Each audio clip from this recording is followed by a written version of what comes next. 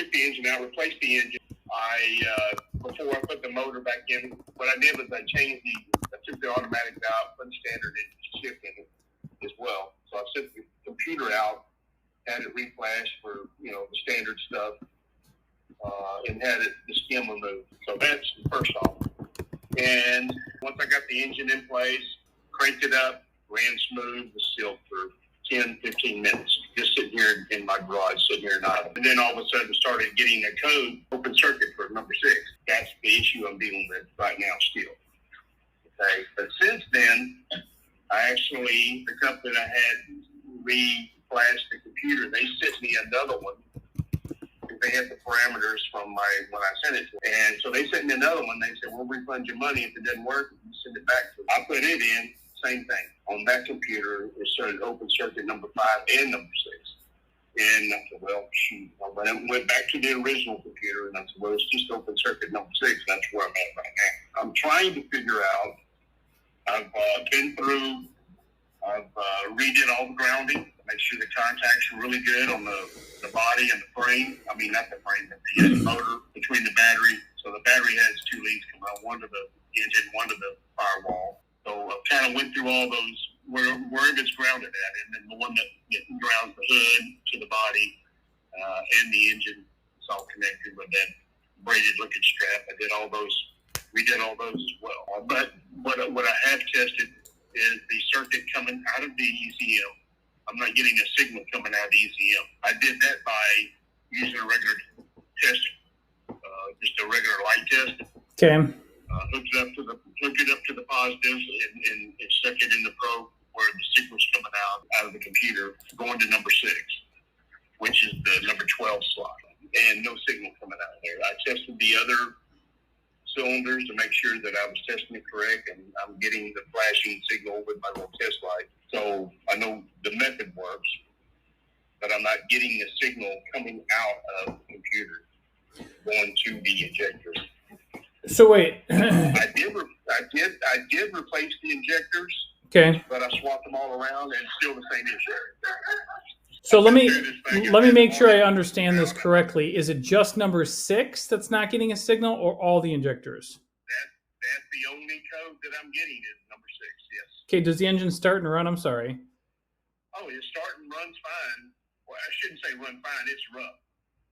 Okay, so it's misfiring on cylinder number 6, is what you're saying. Yes. Okay. All right. Well, I gotcha.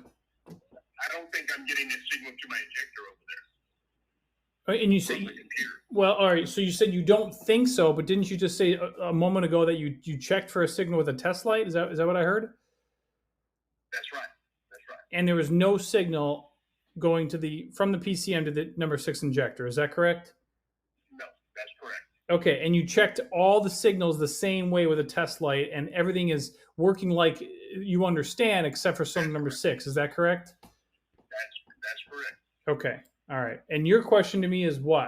I'm trying to figure out is there something else that may trigger, particularly number 6 by itself, that would say, hey, don't work on number 6 for whatever reason. I was trying to trace things back, and I don't think there is, but I don't know for sure. So I'm in the point right now where I need to send the computer back and have them check it again is what I'm saying. But I'm trying to eliminate anything on my end. Right. So I'm trying to figure out if there's some other signal that it would get, in particular on number 6, that would say, hey. So what do we know about computers?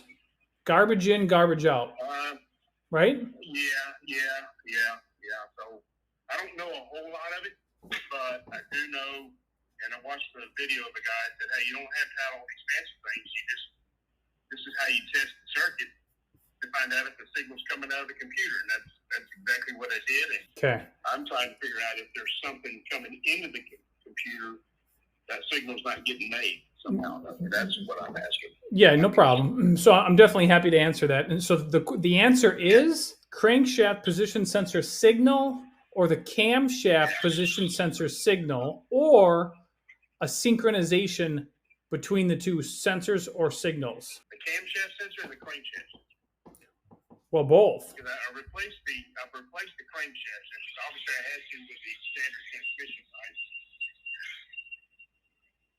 Wait. Did you change like transmissions or something, or? Yeah, I went to a 5-speed standard. Oh, okay. I'm sorry. But you said you replaced the engine, right? I replaced the engine and the transmission all at one time. Oh, okay. All right. I gotcha. So my apologies. I thought we just replaced the engine. Okay. So yes, to answer your question. I did. It hasn't been out of my garage. It's only sit here and idle, and I only leave it running for just as momentary because, like I said, when I started it initially, it ran smooth. And I was thinking, man, what in the world? So I was thinking, okay, well, something heated up and started sparking or whatever. But I haven't found that issue.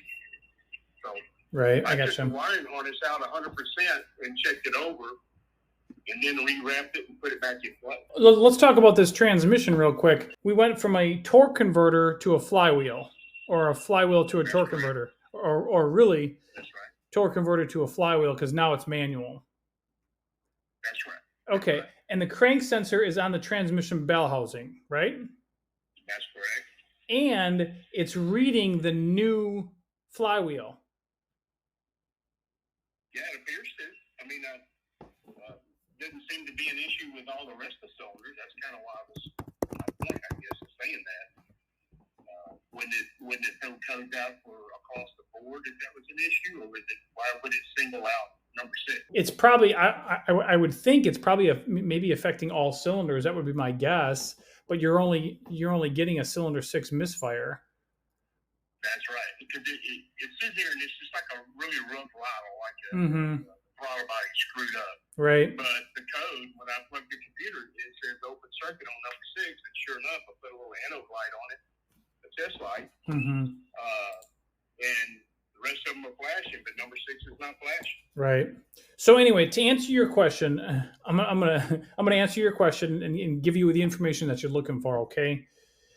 So to answer your question, there's the cam and or crank sensor, or the synchronization between the two. The signals are out of whack or out of sync, and that's what the computer doesn't like, and that's why you're not getting a signal from the PCM to your number 6 injector. So you can try to replace the sensors and see if that does the trick. Sometimes the camshaft position sensor, if that I think it rides on top of that distributor. Hang on. Let me finish. That camshaft position sensor sits on top of that like that drive housing, right? Yeah, it's like where a distributor would normally sit. Yeah, so if that's installed incorrectly, if it's turned or tweaked, it will affect the ignition timing and the fuel injectors. Right. So you can try to move that around or take a look at that, but it might be something related to this flywheel that we installed. I don't know, but that's just a possibility. All I know for sure, I can say with confidence, that what's happening is the PCM doesn't see the correct signals in order to fire number 6 injector, and that's what's causing this problem. So it's going to be from the cam sensor or the crank sensor signal, and we got to fix that, and then that will fix the issue with number 6 injector. Yeah, because the camshaft sensor, there's not really a lot of moving parts to that thing. It's pretty simple, right? That's correct. And it's facing toward the back of the engine. That's the way I've always had it set. And again, like I said, it ran smooth as silk prior to, but maybe there was something else that kicked it in a funky mode. Is that what you're thinking of? Between those sensors, you're not reading one another properly or something.